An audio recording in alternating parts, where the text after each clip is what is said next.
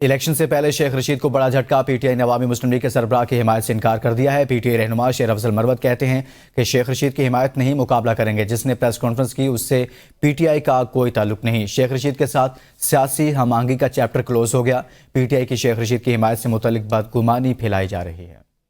شیخ صاحب کو میں یہ بتانا چاہتا ہوں کہ شیخ صاحب ہم آپ کو ووٹ نہیں دے رہے ہیں، ہم آپ کے مقابلہ کریں گے، ہم اپنی امیدوار اتار رہے ہیں۔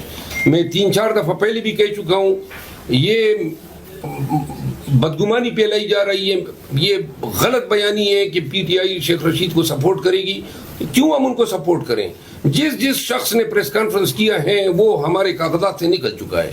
شیخ رشید کے مقابلے میں ہمارے اچھے امیدوار آئے ہوئے ہیں، انہوں نے کاغذات نامزدگی جمع کیے ہوئے ہیں۔ پی ٹی آئی کے تمام ورکرز کو میں کہتا ہوں، یہ خان صاحب کے الفاظ ہیں، پوری ذمہ داری سے میں یہ کہہ رہا ہوں کہ پاکستان تحریک انصاف راولپنڈی کے دونوں حلقوں میں اپنے امیدوار جو ہیں وہ لڑائے گی اور ہم شیخ رشید کا مقابلہ کریں گے۔